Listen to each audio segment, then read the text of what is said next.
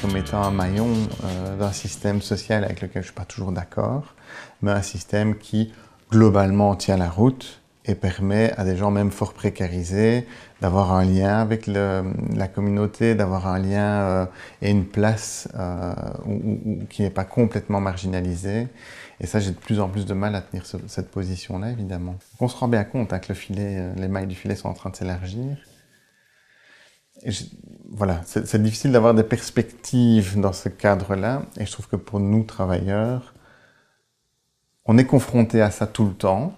Et on a de moins en moins de ressources pour travailler ces situations-là. Il y a des situations dans lesquelles on est vraiment touché par l'injustice que les gens rapportent. Et on est touché aussi parce que leur santé est affectée au niveau physique, mais au niveau psychologique, au niveau de la santé sociale. Ce sont des gens chez qui on voit qu'il n'y a aucune reconnaissance de la part de la société. Ils ne sont pas reconnus. Et on est à la limite d'être dans des conditions de vie, pour moi, qui sont indignes.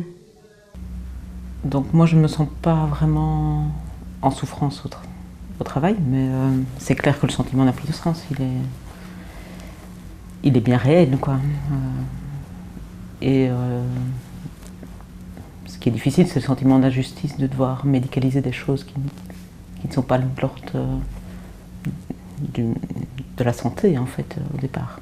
On nous met dans une position où j'ai l'impression un peu de renforcer un système, quoi, en faisant en les accompagnant dans les démarches de réinsertion de l'emploi. D'abord, j'ai l'impression que c'est un leurre parce que il n'y a ni d'argent, ni vraiment de structure pour soutenir cette réinsertion réellement sur le terrain. Et puis aussi, j'ai l'impression, voilà, comme si, du coup, je marquais mon accord avec ce principe-là que les gens n'ont qu'à s'adapter, se réadapter, se réadapter, alors que c'est le monde qui est malade et c'est le monde qui est fou et c'est pas les gens qui sont inadaptés, quoi, et qui doivent changer. Enfin, et donc j'ai l'impression chaque fois, à chaque situation, de jouer le jeu d'un système avec lequel je suis pas à l'aise. Il y a des situations qui me mettent clairement en colère. Il faut peut-être savoir aussi que moi je suis assistante sociale de formation. Je ne travaille plus comme assistante sociale parce que c'était pour moi intenable, insoutenable en fait. Pourquoi c'était insoutenable? Parce que les gens venaient me trouver et avaient des demandes ou des attentes qui étaient insondables, qui étaient impossibles à résoudre en fait. Voilà, les gens ils viennent avec des questions sur un problème de logement. Ils viennent trouver une assistante sociale pour qu'elle les aide parce qu'ils ont un logement pourri. Et voilà, ils viennent me trouver. Ils payent un loyer qui est quand même parfois de 300 € avec des revenus peut-être de 800 €. Donc 300, 350 € pour ce qu'on appelle un bakachnik, c'est-à-dire un petit logement minuscule avec des cafards, pas de lumière, pas propre. Enfin voilà. Parfois, le logement est clairement insalubre, mais qu'est-ce qu'on peut proposer aux gens? Parce que oui, on peut faire déclarer le logement insalubre, mais alors ils vont devoir déménager et ils vont devoir trouver un logement qui ne soit pas insalubre, et donc le loyer risque fort probablement d'être plus élevé. Voilà.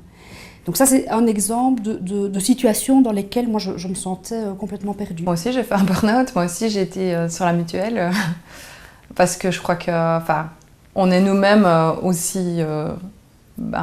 des acteurs du monde du travail, des travailleurs. Alors, on a la chance d'avoir un milieu particulièrement privilégié et confortable, mais on reste soumis à des pressions du monde du travail qui sont un peu devenues tellement... je sais même pas comment dire, c'est même plus perceptible, quoi. C'est comme ça, maintenant, tu dois être performant, ton travail, ça te représente.